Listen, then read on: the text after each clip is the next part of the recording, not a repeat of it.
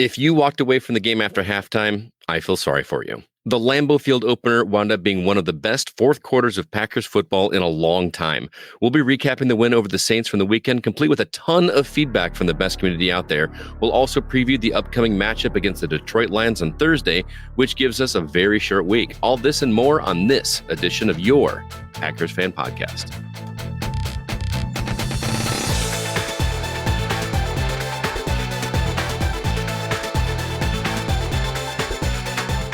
Coming to you from an undisclosed location, but still in the Pacific time zone, I'm Wayne Henderson, and I've been seeing yellow flags flashing before my eyes ever since that penalty-filled crazy game. Don't get me started. I'm Scott Clark from the Gaming Outsider, and I have just 3 words for you. What a game. I haven't been that excited to watch the finale of a matchup in a long time. Thankfully, Jordan Love and company pulled off the W, and I couldn't be happier. Well, I could, but we'll get there. Oh my, there's that glass half full already. On this 278th edition of your Packers Fan Podcast, the show by and for fans of your 13-time NFL champion Green Bay Packers. We're going to recap the Packers home opener victory over the Saints. And like you alluded to in the intro, lots of listener feedback. Stay tuned. You do not want to miss it.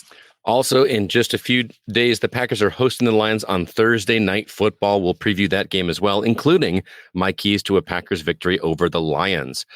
Real quick, Wayne, before we get into the highlights, I got to give a shout out. This was just something really cool that happened. I went out to Jack's Pub here in Rockford to watch the game. My wife was out of town, and a friend of the show was in town from Colorado and got together a bunch of people to go watch the game. So I decided to go. But while we were there, I had just the best interaction with a waitress or server that I've had in a long time. This woman by the name of Gwen Kinder was our server, happened to be a Packers fan. Told her about the show, of course.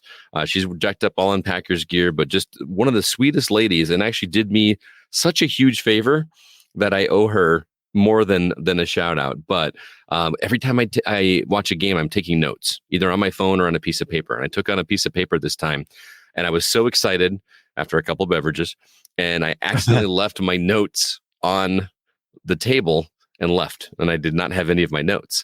So I texted my friend and said, "Is it still on the table?" And she's like, "No, I don't see it. I think they threw it away." So Gwen went in the trash and dug out my notes for me to give to my friend to text me pictures of it. And it was just like a very sweet thing that she did not have to do. So I had to say a thank you to Gwen because she was just very awesome. And also, when I told her about the podcast, she says, "Hey, I'm starting a podcast too." And I was like, "No way." She is doing a podcast called A Walk Through Hell, which is all about mental health. It's not out yet, but it's going to be coming out in, I believe she said November. So stay tuned to your feeds for A Walk Through Hell. I think it sounds very, very interesting, and she was just awesome. So thanks again, Gwen. It was really great to meet you. That is amazing. All's well that ends well.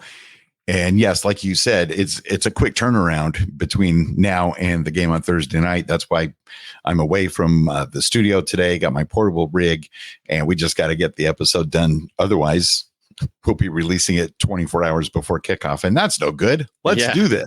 Let's do it. Well, let's go ahead and get into the highlights of the Packers win over the New Orleans Saints. First off, Jordan Love, 22 out of 44 for 259 yards. He had 2 touchdowns, 1 rushing, 1 passing. He did have 1 interception, but he also carried the ball for 39 yards, which is really cool to see. A.J. Dillon was our leading rusher for 11 carries and 33 yards, and Romeo Doubs had 5 receptions for 73 yards and a touchdown. These numbers are not stellar. Right. You just kind of expect a lot more numbers, a lot higher numbers from a team that just came off of a win. Again, I'll take it, but I think the most impressive out of that is Jordan Love, and we'll get to him obviously, but we're going to talk about him quite a bit, I feel like, over the next few weeks. So I have a feeling as well, Scott. I got a quick question for you. How beautiful was that sack by our buddy Kenny Clark to end the Saints' first drive? That sack had me feeling pretty good at that point, and hearing the Lambeau faithful erupt in cheers when it happened, it did get me a little bit misty-eyed as well. It sure did. It was a great way to start off the game. I'm like, all right, the defense is back. We're going to get back in the swing of this. Things are looking up. And then the other things happened, but we'll get there. I mean, it was also a 3 and out. So kudos for the defense on that opening drive, because that was just a great way to start the game. And speaking of sacks, let's not forget about Rashawn Gary. He had a huge day with not 1, not 2, but 3 sacks, which is just so awesome to see. I'm loving seeing his name pop up on the screen more often than not. Also, in addition to being amazingly calm, we got to talk about Jordan Love. That kid is pretty dang fast. Just watching him, Wayne, it doesn't seem like it's his first season leading the Packers. He's coming across almost like a veteran, and yes, I say almost. Like it's just right. Incredible to watch how calm and composed and under pressure, how well he's doing under pressure. And he even slid at the end of one of his runs. I actually was yelling at the screen, "You better slide." I had some other choice things to say, but yeah, you better slide. And of course, on a couple other quarterback runs, he just went for it full force, just nonstop. And I kind of like to see that, but at the same time, you're our guy now, man. You got to protect yourself a little bit. So I'm just digging how he doesn't allow himself to get wigged out under pressure. He simply saw the opportunities, refused to give up when many fans did. I guarantee you. I mean, the bar was empty after halftime of really fans. Not empty, but it was there weren't a ton of them there anyway, because they could watch it at home. You know, we usually watch the games in the bars when we can't watch it at home. We just happened to do this one here because we had the space. You know what I mean? Why not just go out and hang out with some buds and have a great time? Yeah. And even on that one play that did not work out at all, you know, when we did the trick play and then the wide receiver threw it back to Jordan Love. And the rookie wide receiver that they decided to do in our trick play. Yeah, that was awesome. Yeah, and the ball landed at Jordan Love's feet. Even though the entire play fell apart, Jordan Love still was calm while all of that was happening. And to me, that's the silver lining. He almost pulled that off too. If he hadn't slipped his planted foot, I think that pass would have been completed. It just he was, he freaked out a little bit. I get it. I couldn't imagine those linebackers running at me, but it was. I feel like we're not seasoned enough with this offense to be trying trick plays at this point, but I'll take it for what it's worth. I don't know. I had a couple people in my group send some interesting stats about Jordan Love too that I thought were worth sharing. The first one came from PackersHistory.com, and it says Brett Favre posted 8+ total TDs in the first 3 games of a season in his 5th season as a starter. That was back in 1996, and he won the MVP. Aaron Rodgers first posted 8 or more total TDs in the first 3 games of the season in his 4th season as a starter. That was back in 2011. He also won the MVP. Jordan Love just did it in year 1. It's kind of hard to argue with that. That's a pretty cool stat. And another one that came from somebody whose Twitter handle I cannot read. Jordan Love just went out there without his All-Pro left tackle, his Pro Bowl left guard, his Pro Bowl running back, and his number 1 wideout, and led a 4th quarter comeback and won. That is awesome. Imagine what he could do with a full healthy team. I can't wait to find out, Scott. It hopefully is coming our way fairly soon. Exactly right. And although I admit it, I'm still learning which rookies are wearing which jersey number, I'm impressed at how well many of them are doing already. Special shout outs, of course, to rookie tight end Luke Musgrave getting a lot of playing time and making the most of it. He is gelling so much quicker than I anticipated he would.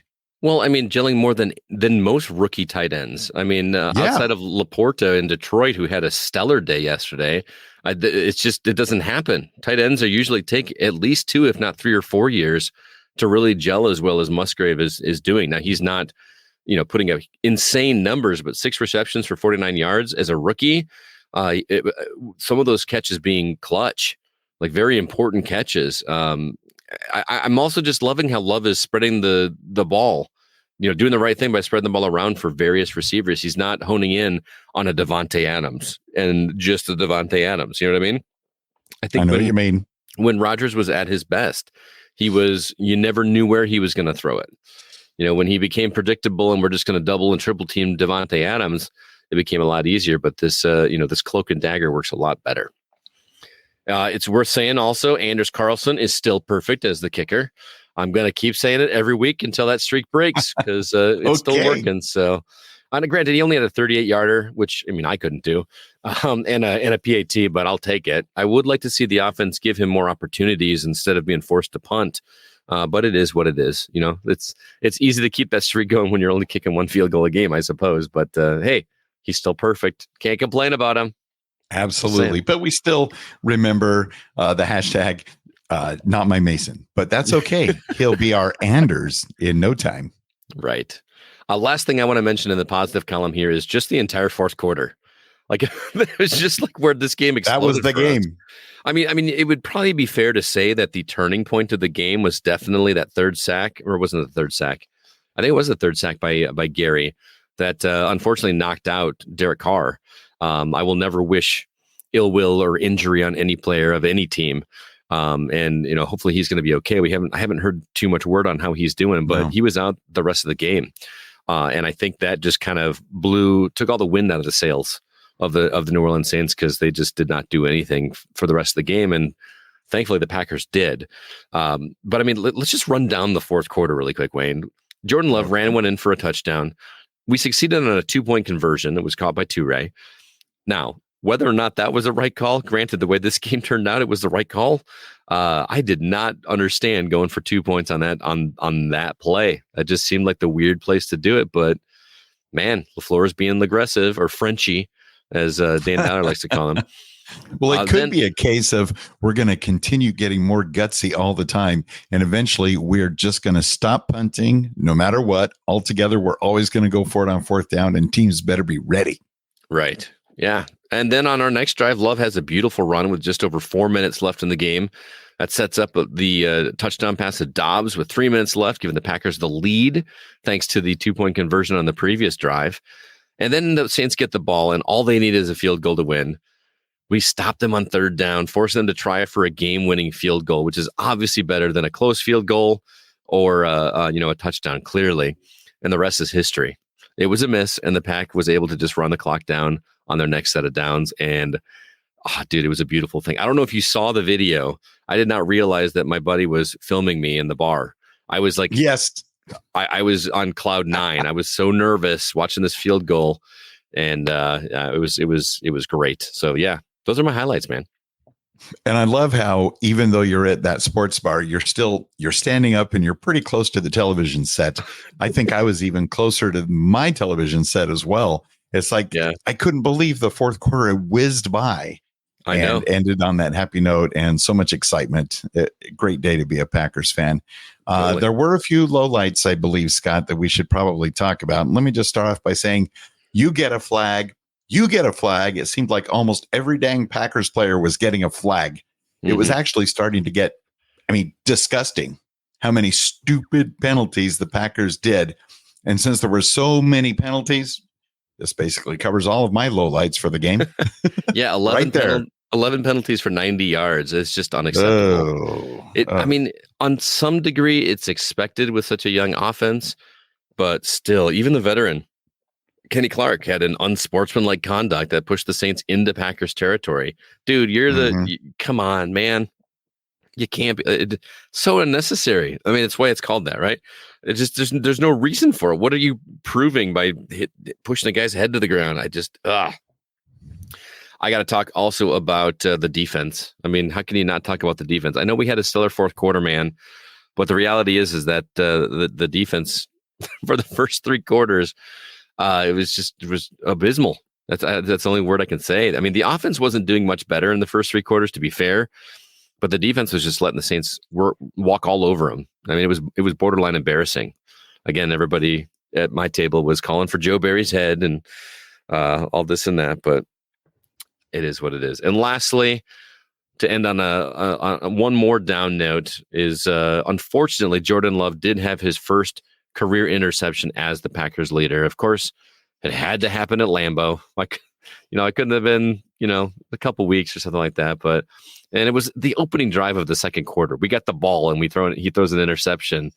It was really frustrating to watch him throw those just crisp looking passes just completely overshoot the target on more than one occasion. Like, dude, you're better than this. You're better than this. So what do you think's behind all of that? Do you think it's just the built-in pressure of it being the home opener and you've really got to perform for the home crowd in addition to making up for the fact that we lost last week? Mm-hmm. Because last week we were ahead by 12 points and then we lost it in the fourth quarter. Mm-hmm. This week we won it in the fourth quarter.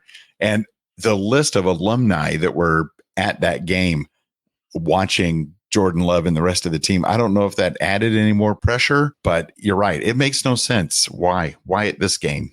Well, I mean, it being that first drive out of the tunnel at halftime too, I mean, it's your question, right? Like, what did LaFleur say to him, at halftime? I mean, he probably came out just a little bit too pumped. You know what I mean? Like, let's go, let's just do it. And that, it could be that and the combination of the home field and the veterans. And he really wants to prove to the Packers organization and its fans that he is their next guy. He's got so much weight on his shoulders. More weight than Rodgers had coming after Favre. Because, at least Rodgers only followed Favre. You know what I mean? Only. Yeah. No, but I mean, like, he's following Rodgers and Favre. You know what I mean? Two MVP quarterbacks that are among the best quarterbacks in the league. And he's just very young, very inexperienced, and I don't mean that in a bad way, but that is so much pressure. I could not imagine coming out and playing in the NFL and doing as well as he has, and I think a lot of it has to do with his composure. I really do. Agreed. But on the plus side, maybe getting the interception out of the way now and getting rid of the pressure of being perfect all season. I don't know. All right, well, let's move on to listener feedback.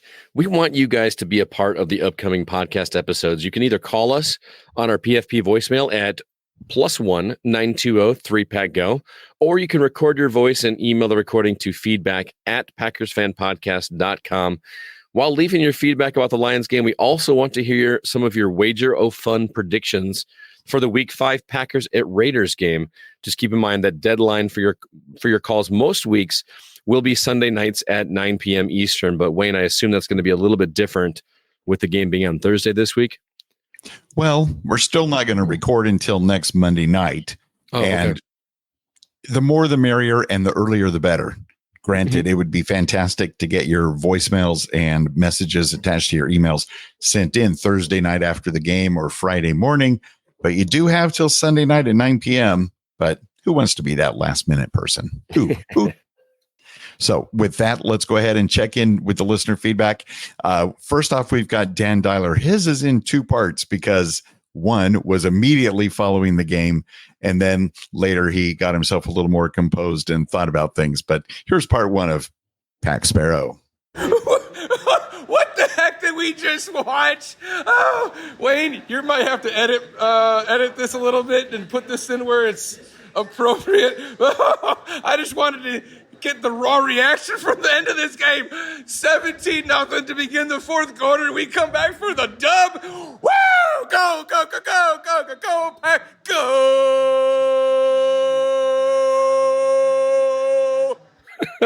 That's amazing. That's amazing. That's what I should do. Well, you got to see my reaction, I guess. You got to see my reaction right when that happened, so I guess I did do that. But Dan, always great to hear from you. But apparently he's got more.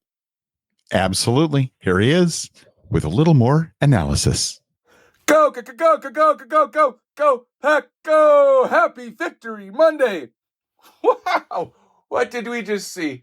Holy cow! I'm still on cloud 9 right now after that fourth quarter. That's 11 straight home opening wins, which is the longest active streak in the NFL. It's just a shame that it took to the last 11 minutes of the entire game. But that's just a product of age and youth and all the mistakes. Ugh. Penalties. 11 for 90 yards. That just absolutely killed us. And I don't know what kind of game plan that Mr. Frenchy LeFleur was drawing up, but 44 passes to 26 rushes. I mean, and 3 of those rushes were scrambles by Jordan Love. And on 4th and 6 with no points, why did you go for it instead of taking the points? You got no points on the board. Your hometown crowd on the opening day is not behind you. You had the Boo Birds coming out at halftime, booing our own Green Bay Packers. Put points on the board, get your fans a little bit more into it, and build off of that. I just don't understand why they went for it on 4th and 6. I mean, 6 yards is a hard amount to get. Also, Jordan Love. I don't understand why were they playing home run ball. It almost kind of looked like Rodgers 2.0. And how many times are we going to see him overthrow his receivers? I mean, is it the product of the receivers, or does he just have too much adrenaline and he just muscles the ball too far down the field? I don't know.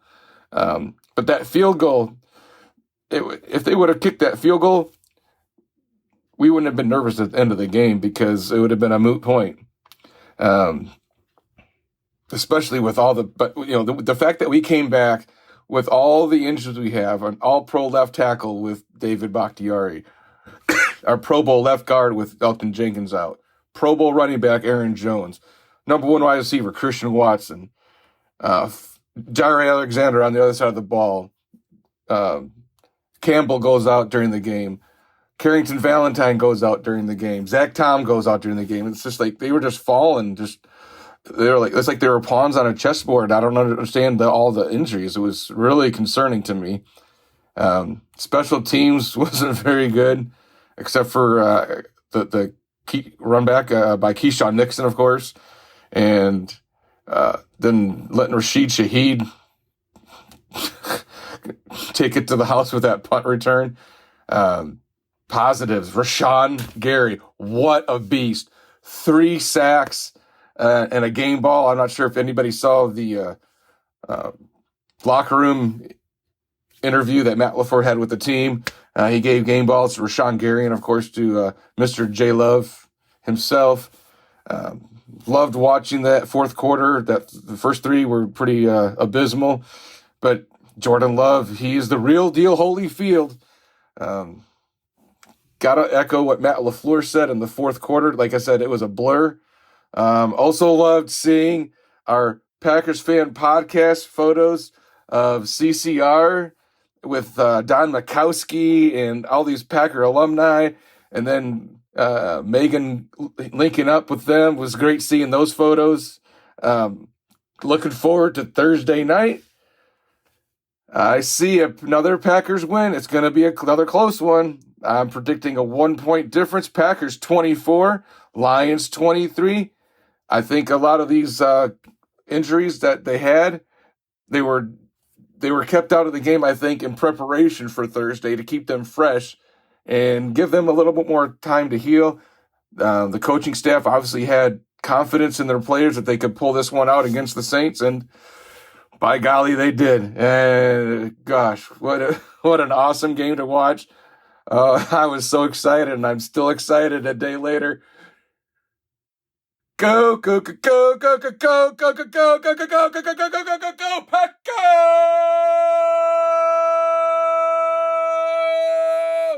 All right, Dan, thanks again for the second part of your message. Always great to hear from you, man. 11 straight home opening victories. I did not know that stat. That is a current leading active streak. That's a good feeling, man. 11 straight wins at home. It makes me want to go to a home game as soon as possible. I will say, though, I can't believe that Packers fans would boo. Come on. We are better than that, dude. We do not boo our Packers no matter what happens. Come on. Agreed. Come on. Come on, man. Yeah. It's just kind of crazy. He's right about the injuries, though. That's going to make or break us at this point. I mean, yes, we pulled this one off. I don't think we can pull that off every week with all these injuries. So we've got to get those players back on there and keep them protected for sure. And yeah, I already mentioned Rashawn Gary, but I did not know you got the game ball, though. Well deserved, man. Well deserved. Key sacks. And Dan, you made a great point that maybe some of our injured players that were kind of on the bubble, like Aaron Jones and Christian Watson and others, that maybe they were just being kept out solely so that they can hopefully be totally ready for Thursday night because, well, the Lions won again yesterday as well. So Thursday's game against the Lions that we're going to preview later in this episode is pretty pivotal for the NFC North. Totally. I'm I'm going to be watching that game for sure. That is one of the most important week 4 games I've watched in a long time, because this could really set the precedent for the rest of the season. 100%. And we're going to be ready. I can't believe I just said 100%. I hate it. Well, at least you didn't go the full 110%. Yeah. I don't even know where to start. That was the greatest game of all time. It was the greatest comeback of all time. Oh my gosh. The stadium was electric. I could cry. I can't leave. I don't want to leave. This is Megan. Go, Pack, freaking go! Love it. And Megan doing much like Dan, calling in first with a very brief initial excitement message. She's got a little more in a moment. But I understand what she's saying after watching that fourth quarter comeback to not want to leave. I mean, who would want to leave Lambeau Field? I mean, come on. Mm-hmm. But that was so good. And then she called back a little bit later to give us more information. Gotta love it. Here it is. Okay, this is Megan calling again. It's like 20, 25 minutes after the game has ended. It's still packed. I'm going to try to keep it under 2 minutes, if at all possible. But I don't know if I can do that. And I'm trying to not scream, because there's a lot of people around me. So I'm going to leave the criticism to other people. Okay, all I'm going to say is we're the first 3 quarters. But at the end of the day, a win is a win is a win, right, Wayne? It doesn't matter. It doesn't matter. And if anything is going to tell the rest of the NFL, the country, and the world not to count us out, that was it. That's all I have to say. It's incredible to be there. My friend bailed on me last minute, so I went alone. I woke up at 4:30 in the morning after working 4 12-hour shifts in a row, drove here, lost my voice a little bit, and I just have nothing else to say other than I'm green and cold till I'm dead and cold. Oh my gosh, I'm speechless. I have to give a shout out to Quay. He did a great job. The only shout out that matters is Jordan Love. I just walked by a house like blaring, "We found love in a hopeless place," Rihanna. And I'm going to be listening to that for the 4.5-hour drive home on repeat, because go, Pack, go! So very much, Megan, for calling in at +1 920 3PACK-GO. I'm not surprised to hear that Lambeau was still packed even 20 minutes after the game. And yes, it's true. A win is a win is a win. Yeah, I'll take it, man. And it's not like it's one that we won on a technicality, or a bad call or anything like that. They earned this win. I mean, yes. And the Saints lost it because they missed that field goal as well. That's part of it for sure. But it just feels good to actually earn a win for once, instead of, oh, well, we shouldn't have won that one because this and that. No, Jordan Love and the squad deserve to win this game. So kudos to them. And shout outs to Quay Walker. And in the group, the photo, Marty Koopman was able to meet up with Megan for a photo op before the game. That's always good to see. Packers Fan Podcast listeners meeting up and sharing the love. And now, speaking of sharing the love, you mentioned last week, David is now in Texas. I got to get used to that. But he still gave us a call, which is great. Go, Pack, go. This is David down in Texas. 3 quarters of hell and 1 quarter of bliss almost. It was fantastic to see that team make an absolute comeback. Obviously, first 3 quarters, shooting themselves in the foot. That game could have been a lot closer in those first 3 quarters had they not made a lot of mistakes. I got to say, Matt LaFleur, I was, not very impressed with the way he was calling that game. Didn't know his personnel. You got a rookie throwing backwards passes to Love, and all these guys making a lot of penalties. It wasn't looking too good. And he did kind of abandon the run, but I love how they continue to still try to push the ball down the field, even when it early wasn't working on. In the final quarter, it finally started clicking for them, and they finally started getting some calls. but I thought they could have got most of the game, but they got them at the right time. Defense, I know we dog on them a lot. In reality, they gave up 10 points, and could have been 13, but they gave up 10. They played really well. Rashawn Gary looked phenomenal today. That guy is an absolute monster. I can't wait to see him throughout the season and, with his ACL recovering and everything. It was great to see a win. I do got to say though, I had this pick before the game, for the outcome. I got to say, I think the Lions are going to win on Thursday night though. I think they're going to win 28, Green Bay 21. Sorry to end on a down note, but still 2-1. Kings of the NFC North. I would love to be wrong next week. Go, Pack, go. Go, Pack, go indeed. David, as always, great to hear from you. Like I said, David actually writes for my podcast as well, too. So he's quite a writer.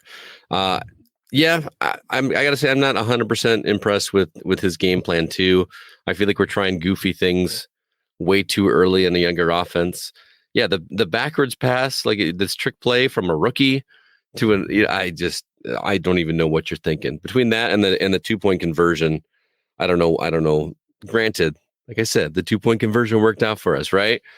But how many times the not going for a field goal blew my mind.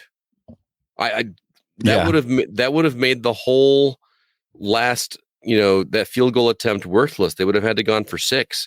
Why do you not at least put 3 points up on the board to if nothing else, save face at that time, give you something to go into the locker room? I don't understand that. He does make a good point though. As many issues as I had with the defense, they did only give up 10 points. 7 of those points were by special teams, which, can we talk about that for a minute? Okay. That missed pass interference call that led to, the punt that, or was it a punt? I don't remember. It was a turnover or whatever that, they ran back for all it got us. It just made me so mad. I feel like that was a blatant pass interference call. But that has nothing to do with Matt LaFleur. It just has to do with the special teams. So, and yeah, I'm not mad at the prediction. I like I can tell Wayne is. No, David, I'm not mad at the prediction. I'm just befuddled. And I hope you're wrong. Of course we hope he's wrong. I would love to see them just bring the Lions in and just walk all over him. But we'll have to see what happens. So thanks for the call, David. Really appreciate it, man. Yes, definitely good to hear from you, David. And one more excellent point that he brought up was the fact that, despite all the struggles we had early on, it was good to see us at least still trying to push the ball down the field. Mm-hmm. And eventually it worked. Good morning, fellas. This is Garrett from Southern Illinois. Sorry I missed calling in last week, but I ended up working a double shift and just completely forgot to call in, even though I really didn't feel like calling in after a loss. So Victory Mondays are so much better. A game like yesterday was definitely a roller coaster. I've got to give it to that young team for having the resilience to stick with it and never give up. I think their mentality going into every game is next play, and just forget what happened the play before that. Just praying that guys get healthy and that the injuries are not going to prevent this team from being everything it could be this year. I do believe this short week coming up for Detroit on Thursday is going to be one heck of a test for them physically and mentally. Let's just hope that they're ready. I'm glad it's a home game. Go Pack, go. Jump for my love. Let's hope we see another Lambeau leap from love this week. I'm out.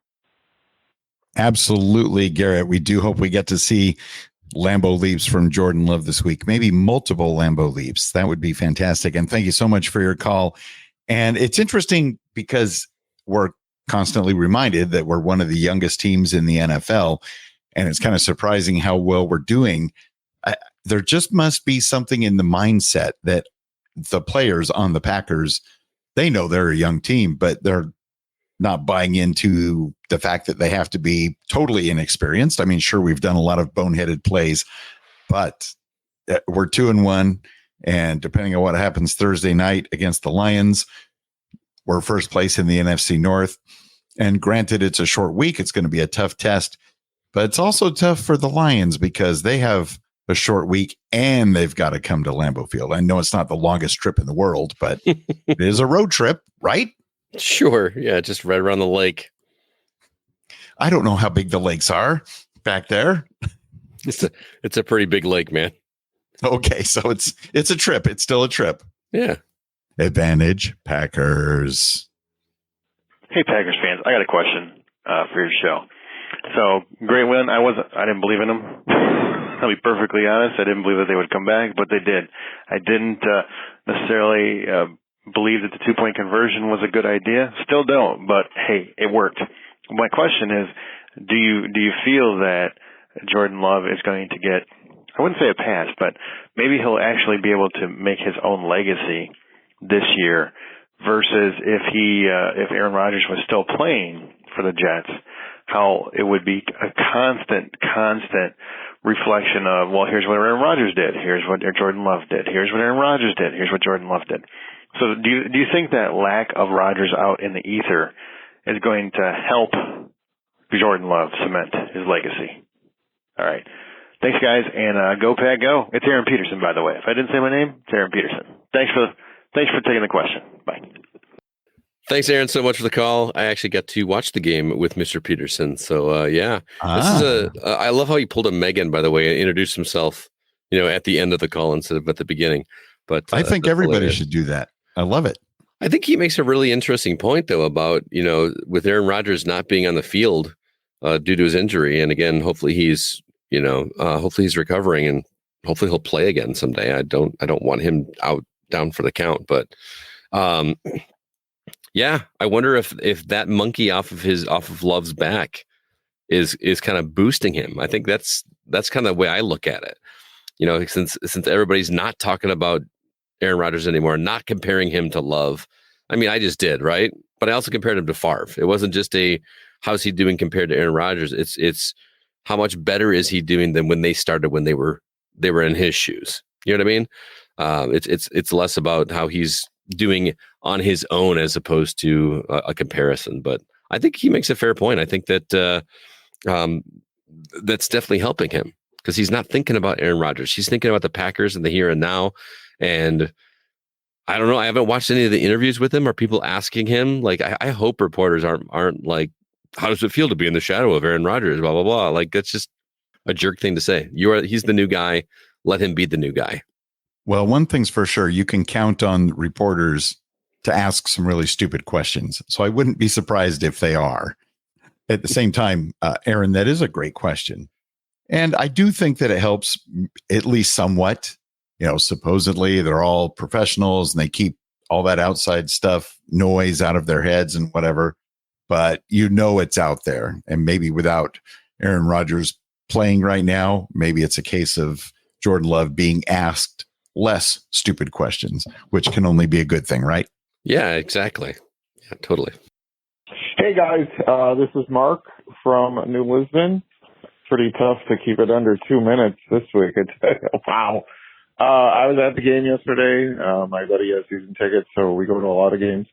It was just a great win, and I'm telling you, as a Packer fan who's been going to Lambeau since the 70s, that was one of my favorite games ever. It was just fantastic. And I tell you, the last drive when we had to stop New Orleans on third down, that's both my friend Joe and I agree that's as loud as we've heard Lambeau Field, even during the playoffs. It was just incredible atmosphere. So was it a great game? Probably not, but it was a great fourth quarter, that's for sure.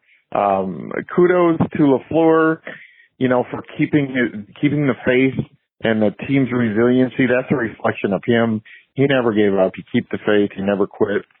And then, I've heard a lot of, Packer reporters talk about the game and throw kudos around, but the one I'm not hearing is for the offensive line. I mean, I was just amazed at how well they protected. Love was, New Orleans knew that we were going to pass. And so, that makes Love a target, but they still protected really well. And we ran these five receiver sets, where Love is really vulnerable, and they just did a great job. And then we all know that they were down Bakhtiari and Jenkins. And then at the end of the game, they were down Zach Tom because he got hurt. So that was just a great job by the entire team. And I usually pick 3 stars. So you got to go with Jordan Love. It's just amazing the poise and resolve that this guy has. And you can just see his teammates absolutely love him. Dylan said in the preseason that his team would run through a wall for him, and that's perfectly clear now. You can just see it on the field. And there's greatness coming from this guy. He's not going to complete a lot of percentage, 70% of his passes. But who cares? He's clutch. When the chips are down, Jordan Love is just clutch, and his potential, it's just so exciting, to think about how good he could be. Second star, Rashawn Gary, coming off a surgery. The dude had 3 sacks yesterday. 3. And the Packers have had games where the whole team doesn't have 3 sacks. And then my third one might surprise some people, but Jordan Reed, because he had a couple drops, but he made that great catch where he just laid out at a critical time in the game. And this kid's a second-round draft pick. He's a rookie, and he's going to be a star too. So it was a great win. I can't wait for next week, Thursday already, coming up with the Lions. Thanks for taking my call. Go Pack, go. Go Pack, go indeed. Mark in New Lisbon sending that in. And I didn't know you'd been going to Lambeau Field to watch games since the 70s. And then to find out that this was one of your favorite games to be at, that is amazing. I love it. And then, yeah, nobody has been talking about the offensive line. And I admit it, I haven't either. But they definitely need some more kudos for protecting Jordan Love. What do you think? Seriously, they were down the 2 big guys, that they were counting on, and he was untouched for a good majority of the game. Like he had to scramble a couple times, but it was awesome to see. And again, imagine what we're going to be like at full strength. That's what I just keep saying. I just hope we can get to full strength. This is the same song and dance we do every year. Injuries, and it just drives me nuts. Imagine when we got Jones back, we got the 2 offensive line guys back, we get Watson back. It just goes on and on. It's going to be, we have the makings of a fantastic team this year. I don't want to speak too quickly because it's just 2-1, right? But no, there's go ahead. possibility. I know you will. I know you're going to say that, but and yeah, I love what Mark says that he's clutch. Jordan Love is clutch. He is, and he doesn't have to pull a Brady. You know what I mean? In terms of like this rushed hurry up, like super intense, or a Favre where like you're doing weird shovel passes, or a Rodgers where you have to do Hail Marys. Oh, yeah. He had to do some of that. He tried some of that this game, but what won this game was the fundamental football and awareness and taking advantage of a bad situation for the Saints and capitalizing on it. And I think that's where his strength is going to become in rallying the team and stepping up to the plate, as it were, even though it's a different sports analogy, and just doing what needs to get done without getting emotional. And I think that's what the Packers, and I think that's what the fans need after the end of the Rodgers era. We just need a guy that loves the game, and I'd rather see no emotion than even the good emotion with some of the bad emotion. Just all business. That's what I'd like to see. Hey guys, it's Jay from Southern California. Wow, what a game, man! Up and down, I tell you. But the stopping the run worked a little bit better than the last game. I think that was great. And when you consider it, Carr had that 1 touchdown, but the other touchdown was all special teams, and it was just a really good run back. So they didn't dominate us on offense. However, our defense struggled, and after the second half, it looked much better. Man, the plays at the end were just fantastic. However, some coaching decisions, I don't know, not taking that field goal on the 4th down when you're behind 17-0. There's a lot of time left. You need every point you can get. I get it's nice when you go on 4th and you make it, but when you don't, that could have cost us the game right there, and we wouldn't have been sweating it so much had we had that extra 3 points. Anyway, much better outcome, a lot happier than last week. And looking forward to Thursday. I will be at the game. We're going to be in section 130 if anybody else is there. And go Pack Go. Go Pack Go indeed. Jay, thank you so much for the call. Great to hear from you as always. Dude, I can't say it enough. I can't speak of that 4th down not going for the points. I mean, I understand 3 points does not seem like a lot when you're down by 17, but it's points. And sometimes momentum is what does it best. Again, it's hard for me to say that considering the outcome of the game. It clearly worked out, but it would have been nice to not be sweating at the very end of the game. Although it did make for a pretty exciting 4th quarter, didn't it? It absolutely made for an exciting 4th quarter. And maybe not going for the field goal is just the thing mentally that the team needed. I mean, it didn't work. But woulda, coulda, shoulda, but we still win the game, so whatever. And Jay, you have yourself a great time at Lambeau Field Thursday night.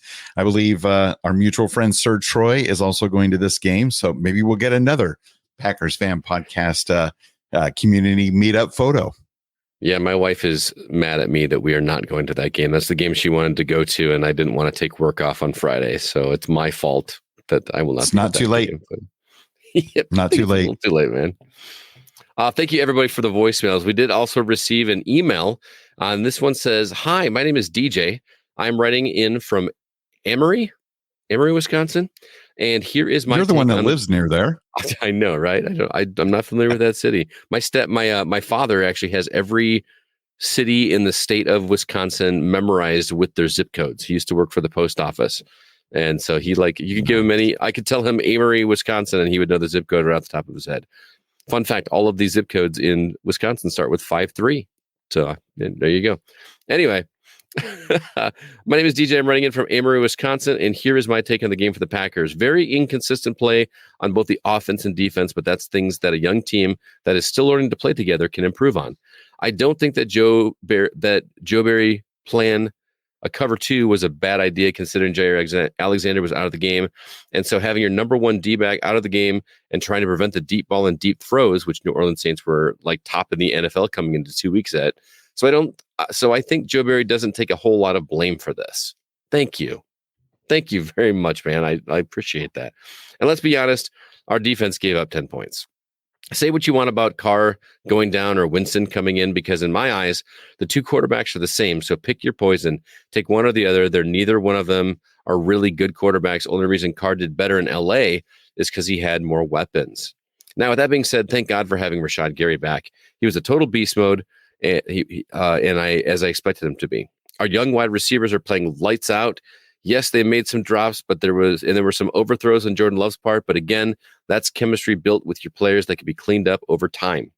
Jordan Love was making the very technical throws, the 10-yard and out, the back shoulder catches, and the 4th quarter drive. If you're not impressed as a football player in general on how he composed himself and went down there, drove the ball down there, and not only made the touchdown, but converted the 2-point conversion. For all those haters out there that don't really know football and don't understand the way the game is supposed to be played, let me tell you right now, and you can quote me on it, here it is. In September, Jordan Love is the real deal. He has his calling. He has his ceiling. It's through the roof on what he can do.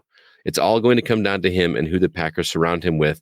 But for playing with the 1st-year and 2nd-year wide receivers, without your WR1 and your RB1, you have 7 touchdowns in 3 weeks of football, and the only other person that can even compete with that is Kirk Cousins, who has Justin Jefferson as a wide receiver. Wow, that's a really good point. And just one other thought on this for any other Jordan Love doubters out there, Packer fan or not, let's be very, very, very real about this situation.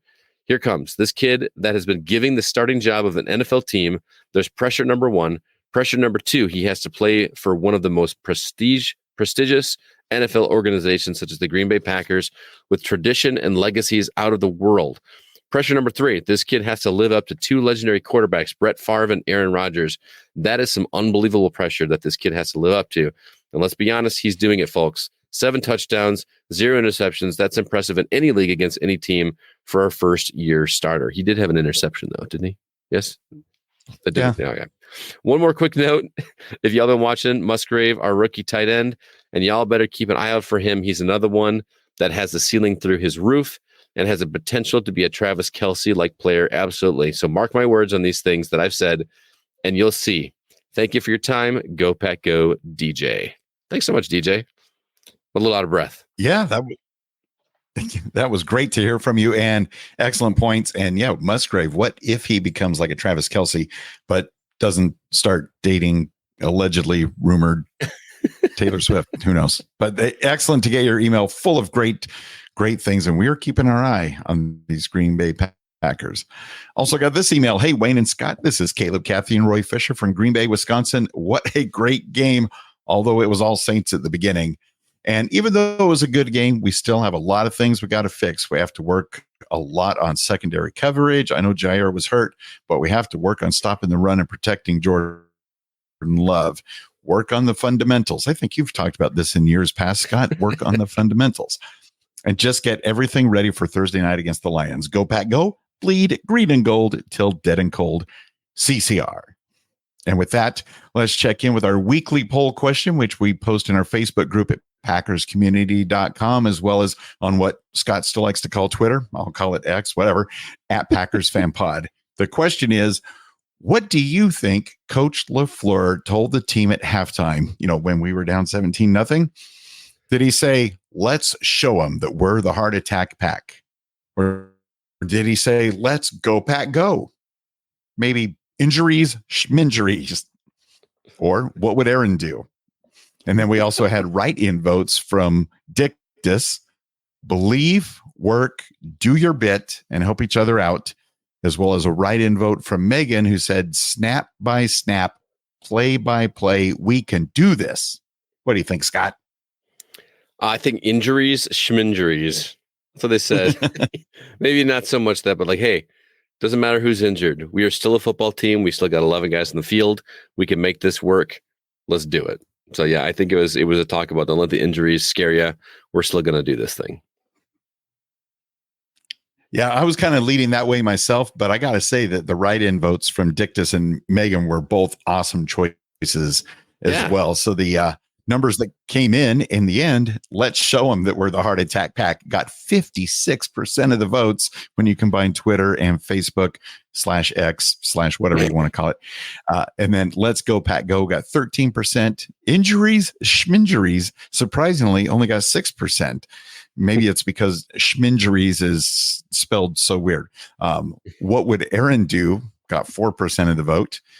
Dictus write-in vote about believe, work, do your bit, and help each other out got 12%. And Megan's snap by snap, play by play, we can do this got 9%. There you go. We had some comments in the poll in the Packers Fan Podcast Facebook group. Dan Dyler said, this was such a gritty, never give up win. Even I had already given us the dagger. Wow. Dan gave up before I did. Whoa. Man. Brett Connor in the UK, some gritty performances, and I think this might become the story of our season. Really could. This could be like the turning. Could you imagine just like run the table and it all started with this comeback win against the Saints in week 3? I can see the little like, pre-Super Bowl story about each team, and it all started with week 3 against the Saints. I'm loving this idea. Let's do it. So good. Also, Marty Koopman, who is at Lambeau to witness this crazy comeback. I can recall memories of some crazy games at Lambeau, and this was definitely one of them. And some other fun stuff in the Facebook group unrelated to the poll question this week. Bill Gardner shared photos of his latest Packers merch, including his new Jordan Love jersey. And we got a special video message in the Facebook group from Marty Koopman. Great message, Marty. And the green and yellow sourdough bread that listener Megan sent to Marty just looked amazing. Awesome. I also, if you want to see a really funny picture, I posted one this afternoon. It pops up on my feed every so often. But 12 years ago, I went to a Packers Bears game with my buddy Chris, who is a Bears fan, and it was his birthday weekend. He celebrated a little too hard the night before, And needless to say, it was a rough morning for him. And I took a picture. I'm decked out in all Packers, green and gold hair, cheese head necklaces, and just all this stuff. And he's passed out in the Jeep next to me. And this was on the way to the game. It's like one of my favorite pictures ever because he's just completely racked out. Check that out. But on top of that, some of us on the Packers season tickets wait list got our annual update on how much progress we've made towards getting to make the ultimate Packers fan purchase. Tyler Seaver and Dan Dowler posted photos of their cards. Did you guys get your cards? How close are you? I got my cards as well. I'm finally, after like 30 years, just under 25,000 spots to go. Yeah. So can you adopt me? That's what I would like to. I don't know if either of us are going to make it, but hang in there. Also, Caleb Fisher got to meet a bunch of Packer legends: Don Majkowski, Lynn Dickey, Andre Rison, and Robert Brooks. Caleb even got photos posing with Don Majkowski and Lynn Dickey. Thanks so much for sharing those with us. Those are really cool to see. I haven't seen Don Majkowski's face in a while, so that was pretty awesome. So awesome. All of these and a lot more great conversations happening in the group right now. Check them all out. Join in. And as always, your calls, your emails, comments, and support are so much a big part of the Packers Fan Podcast. Thank you so much. Remember to be a part of the Packers Fan Podcast Facebook community and be part of the conversations. And you could do so by heading over to packerscommunity.com. Now it is on. Your 2-1 Green Bay Packers will play again, staying at Lambeau Field, hosting the 2-1 Detroit Lions just a few days from now, Thursday, September 28th at 7:15 p.m. Central Time. The Packers lead this series by a huge margin, 105 victories to 75 losses. But what's amazing is we've had 7 ties. I mean, granted, we've been playing the Lions for close to 100 years, but 7 ties is a lot. Totally. And those pesky Lions have beat us the last 3 times. So let's put a stop to that nonsense right now. Scott, do you remember November 2nd, 1930, when we first played the Lions? It's just like yesterday, right? Yes.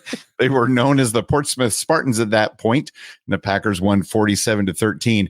Probably our best stretch in this rivalry with Detroit was from 2000 through 2013. During those 13 years, meeting twice a year, we only lost to the Lions 3 times.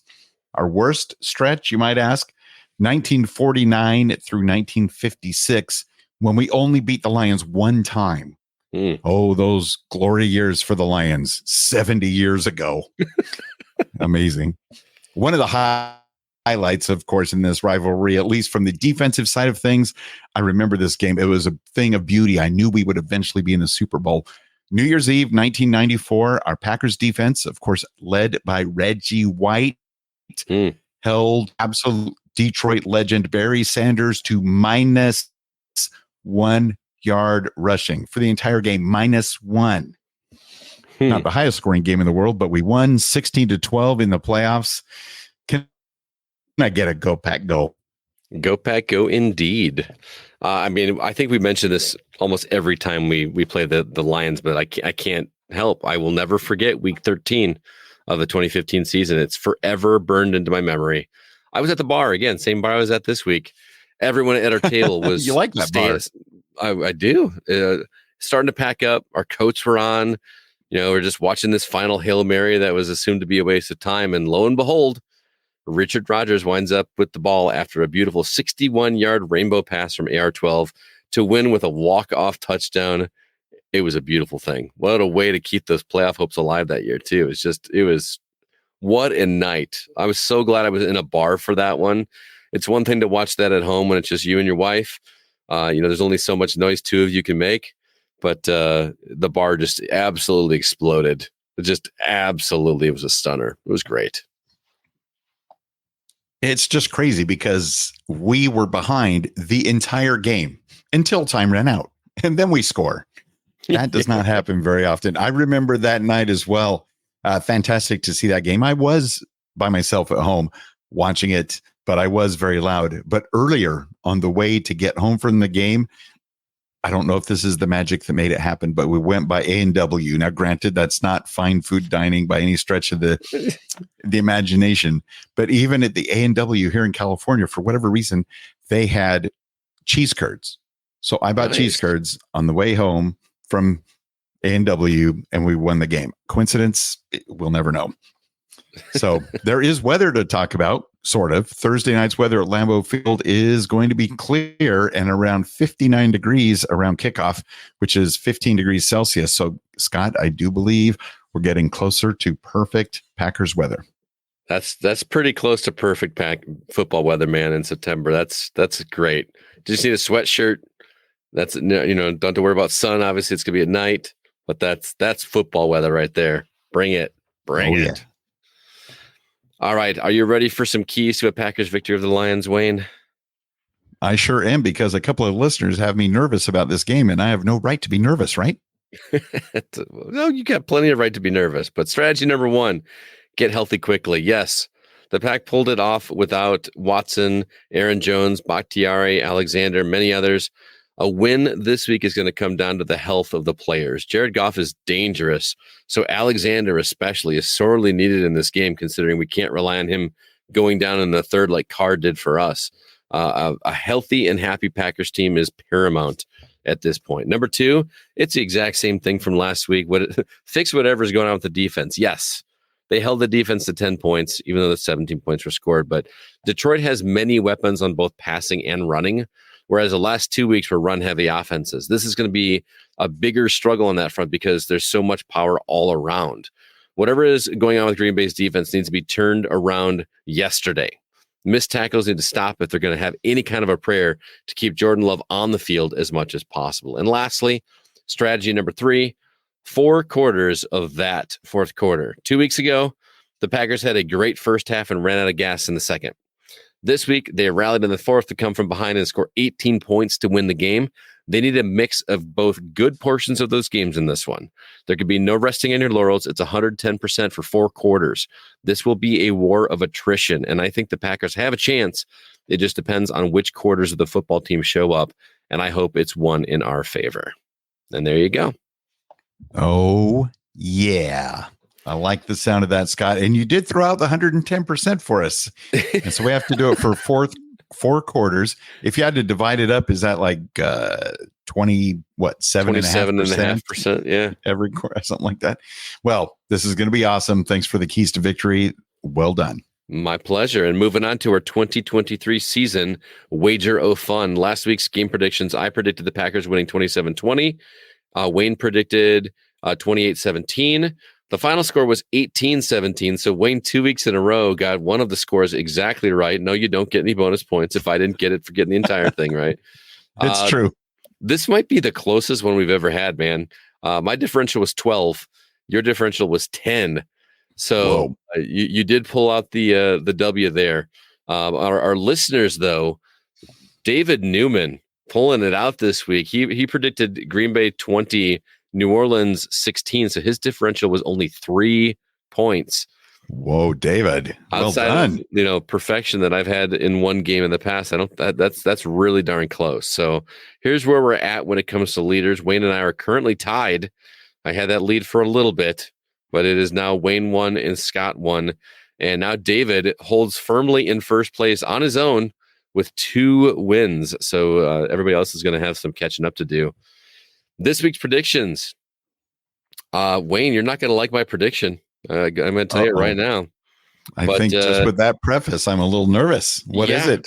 I don't think the Packers are going to win this game. Are you kidding me? I don't. And but I want you to hear my reasoning. This is Jordan Love's first time starting on a Thursday night. Yes, he's got Lambeau behind him. Yes, he's coming off an awesome win last week, but this is prime time. There is, multitude of more people watching this game. He's going to have intense pressure. And the Lions their defense is redonkulous. It's going to be a fight. Do I think they can win? Do I think they can win? Yes. But I think the Lions are going to wind up on top. I'm going to say Lions 24, Packers 21. Interesting. Well, I can see the steam coming out of your ears. And I'm excited that I'm going to be up 2-1 probably next week, because I'm picking the same numbers, but just flip them around. Packers are going to win this close one 24-21. Interesting. We got some listener picks as well. Garrett Stritzel says Green Bay is going to win 28-20. Marty Koopman says 24-17 in favor of the green and gold. David Newman, you already heard him, but he's with me that Detroit's going to win this game. Detroit 28, Green Bay 21. Jay Walters thinks Green Bay 21-20. And Brett Connor is also with me. Detroit 17, Green Bay 14. And lastly, Dan Dyler still predicting that Green Bay is going to win 24-23. Well, this is going to be very interesting indeed for not only the Packers and the Lions, but for the Wager of Fun overall. Yeah. Well, let's see what happens. We're just a few days away. The NFC North, the Packers are 2-1 in first place. The Lions are 2-1. The Vikings 0-3. Lol. No, I did not say skull. I said lol. And the Bears at the bottom at 0-3.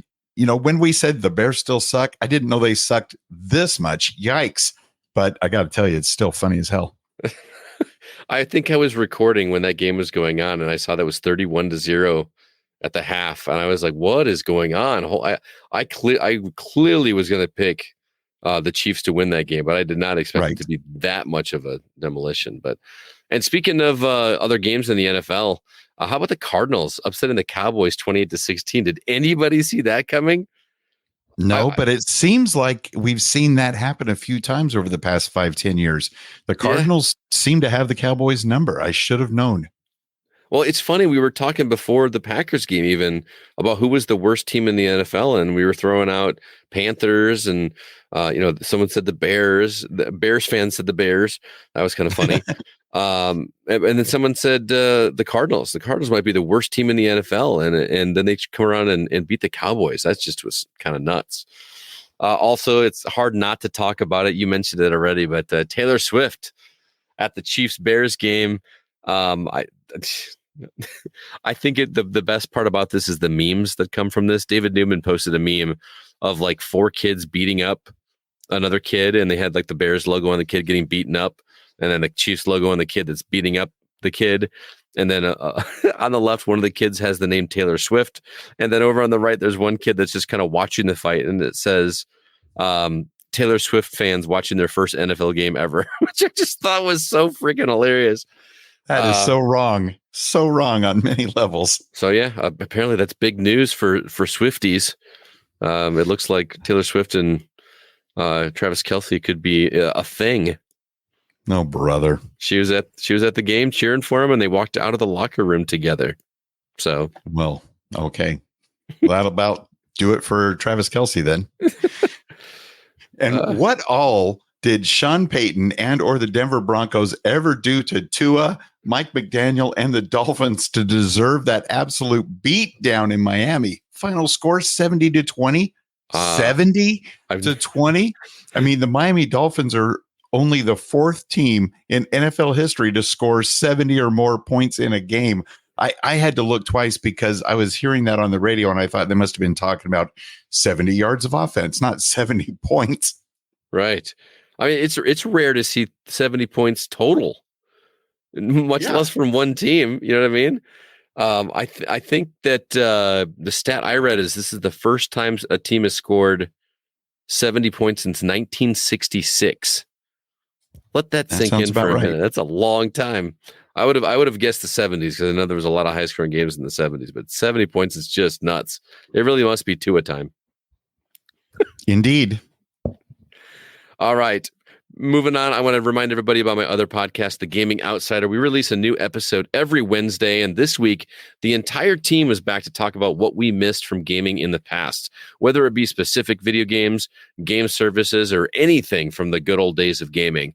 I also got to play a hilarious party game called Party Animals that made me laugh harder than I have in a long time. If you were a Game Pass subscriber, you have to download and play this game with some friends. I guarantee you will laugh multiple times. Also, we are hosting a video game convention on Saturday, October 14th in good old Rockford, Illinois. We are hosting John St. John, the voice of Duke Nukem himself. We would love it if you came and checked it out. If you'd like more information, head over to thegamingoutsider.com/R2V2. And on that site, you can also check out all of our episodes and written content as well.